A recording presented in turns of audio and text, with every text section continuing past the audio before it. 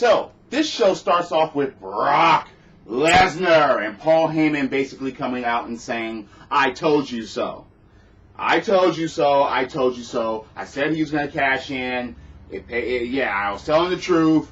Blah, blah, blah. And then Heyman actually announces that he has some stroke around here, quote, unquote, and announces the 10-man battle royal that's going to take place in order to determine who's going to face Brock Lesnar at SummerSlam. And it's like, all right, that's fine. I'm not going to, object against the battle royal or anything like that. But it really depended on the opponent. But I'll get to that a little bit later on.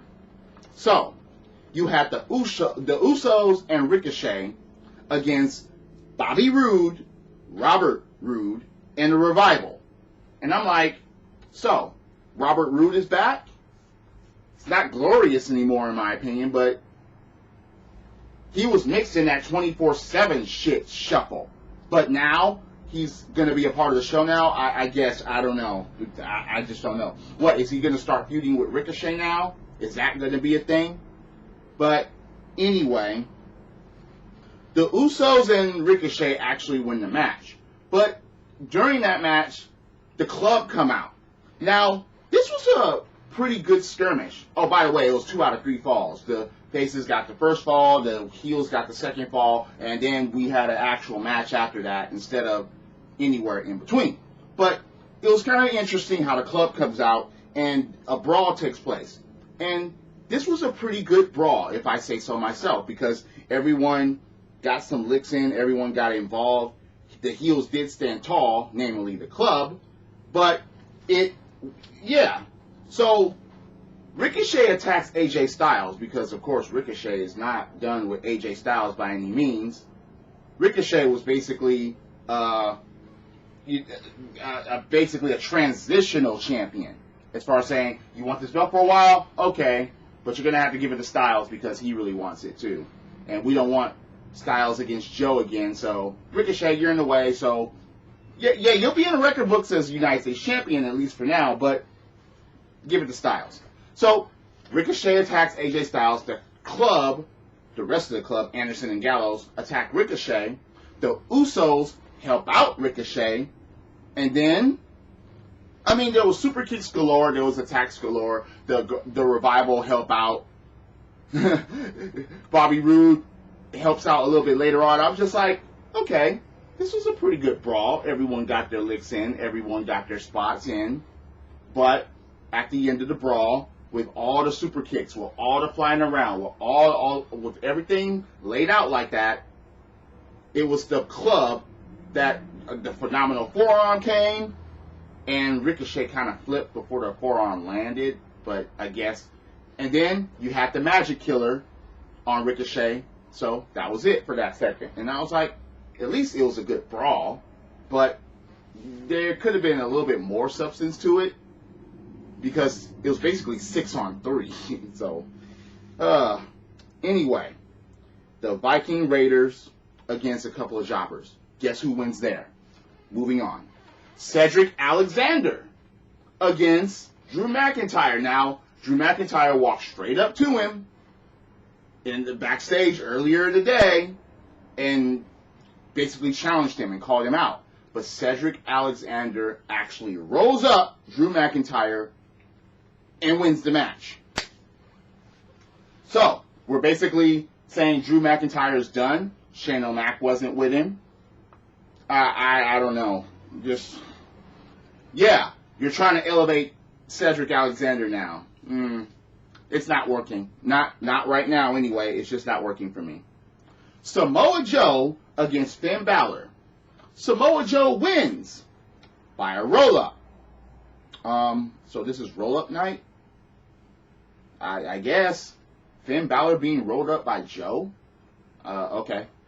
Joe attacks Finn Balor after the match, tries to put him in the Coquina Clutch, but Balor fights it off and gives him the kick in the corner, coup de grace. Alright. Then the lights start being fucked with. You hear commotion going on in the ring when the lights are out. And next thing you know, it's Bray Wyatt with that fucking Joker-type mask setting Balor up for the Sister Abigail. And he held him there for a while. Balor is not fighting back. Sister Abigail, lights go back out. You hear laughter. And I'm like, alright, so Bray Wyatt is back. So he leaves the Firefly Funhouse. Is that what this is supposed to be symboling? He left the Funhouse to attack someone. Finally. Okay, that's fine. Yeah.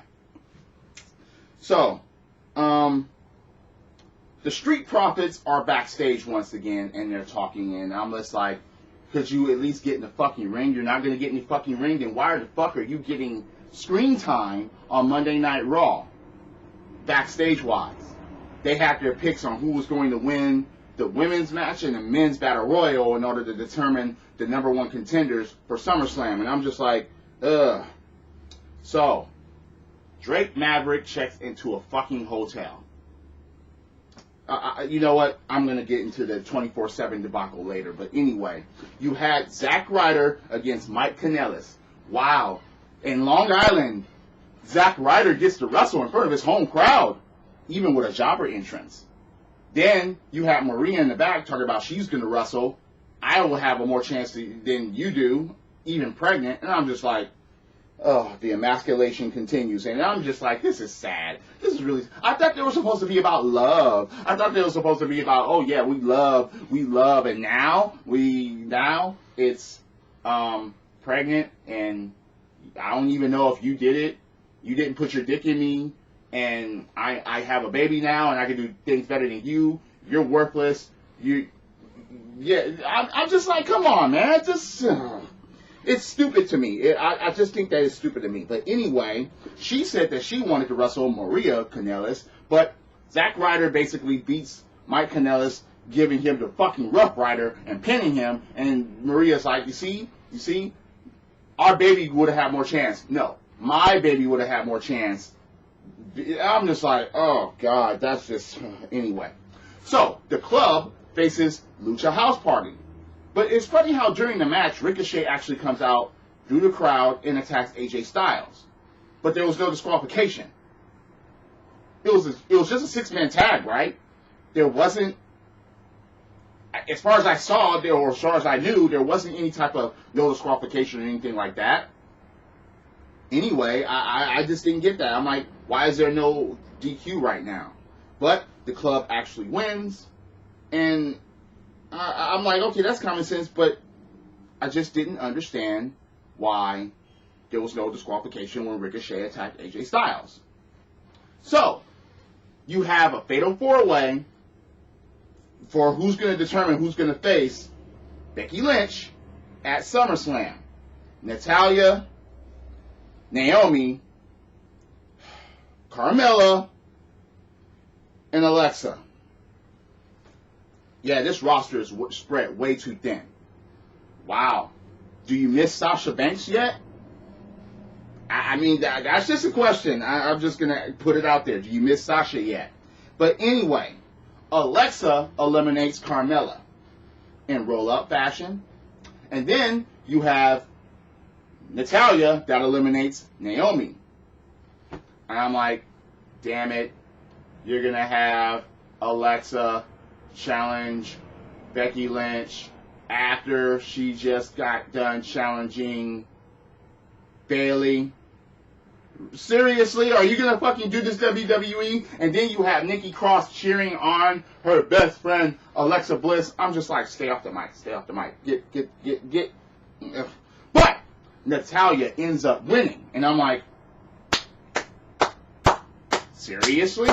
Natalya actually won to actually get the chance to challenge for a championship? That happened? Yeah, it happened. And of course there was a war of words between Becky, because Becky was at ringside watching, and Cat Lady. Alright, so they're friends, and now they're not going to be friends when they're fighting each other, blah, blah, blah. So, you had Jizz TV, The Miz TV, with Dolph Ziggler that actually requested to be on that show, and they didn't really talk about much. Has The Miz become a yes man? Become? He's been a yes man for a long time. He has basically, he jumped the line of everybody else being a yes man to get to the title shots that he got and to get where he was. Now, Ziggler just basically figured that out. That, yeah, you strive to be the best. The best at what? Talking in the mic? Because he certainly didn't strive to be the best in the fucking ring. But Ziggler actually, you know, fucked with him and said that, yeah, you just care about the fame and the fortune, just like your wife. And The Miz actually hits him, and that's it. I'm like, wow, there's not going to be a brawl. There's not going to be any fighting back from Ziggler. You're not going to separate the two. Ziggler was like, you weren't even on the pay-per-view last night. And The Miz was like, I'd rather not be on the pay-per-view than being beat by Kevin Owens in seconds. And, yeah. But, anyway, just, that wasn't a fucking brawl. That was just garbage. That shit should have been done in a backstage segment, not with Miz TV. Anyway, so you have more 24/7 championship debacle BS.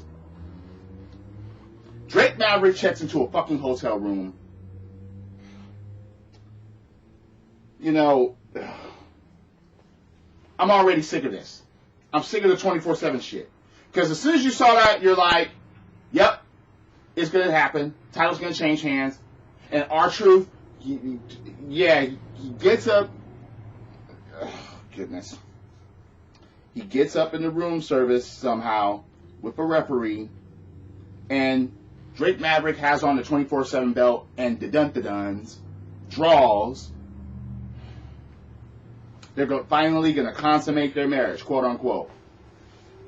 Wow. I don't know.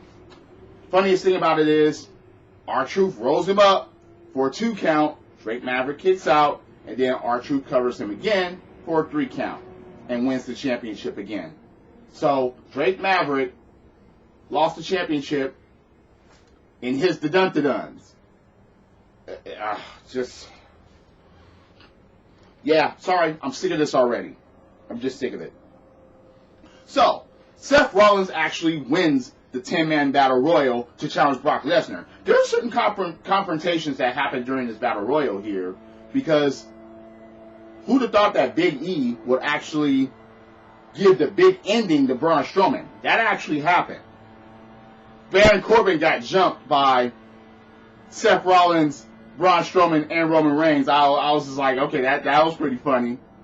But then it came down to Seth Rollins, Braun Strowman, Roman Reigns, and Randy Orton, who was outside of the fucking ring. Now, again, when Roman Reigns was with Braun Strowman trying to pull him out, Seth Rollins eliminates them both. Randy Orton tries to sneak up from behind and tries to eliminate Seth Rollins, but that shit didn't work out. He does hit that fucking rope DDT, tries for RKO, but gets stomped and gets thrown out. And then a war of words ensued between Brock Lesnar. Well, not really Brock Lesnar, because Brock Lesnar didn't fucking say anything. Between Paul Heyman and Seth Rollins, but I'm not really going to go into that. Seth Rollins will challenge Brock Lesnar for SummerSlam. And, okay, Seth Rollins says that he's a man possessed and that it's going to be like WrestleMania. I'm just like, alright. It would have been interesting to have Big E or Cesaro win that Battle Royal, because Cesaro was in it. Sami Zayn against Brock Lesnar, I don't think that would have sold. Bobby Lashley against Brock Lesnar would have been fucking interesting. Something new should have popped up instead of Seth Rollins winning again. Oh, and Braun Strowman. Wow, Braun Strowman wanted his shot, but that's never going to fucking happen again. I don't know. Just Rey Mysterio against Brock Lesnar. Come on, are you serious? Why did fucking Rey Mysterio even have a place in that fucking Battle Royal? No, I just would have. I was like, come on, Cesaro, this is a chance. Oh, Cesaro's eliminated. God damn it. So after that, I really didn't give a fuck anymore. Especially when Big E was taken out, I was like, I don't really give a fuck anymore. I just don't, because Brock Lesnar has won against most of those people, or would destroy most of those people. Sami Zayn, Rey Mysterio against Brock Lesnar, Try to fucking sell that shit to me. But anyway. Do you think that my opinions about the show are full of shit? Do you agree or disagree with what I'm saying? Please comment below. Hit that like button, hit subscribe. Ring that bell for notifications. Anyone excited for SummerSlam as far as the men's, for the Universal Championship and for the Raw Women's Championship so far? Nah, no. At least one of them's doing something new. But, again, with the Universal Championship, Brock against Seth, same old shit. I don't know, just, damn, why couldn't fucking be Cesaro? Drop kicks, body slams, throw motherfuckers over the top rope, both feet hitting the floor. Yes, I'm a wrestling fan. This is the theme, and the theme is go. Credits.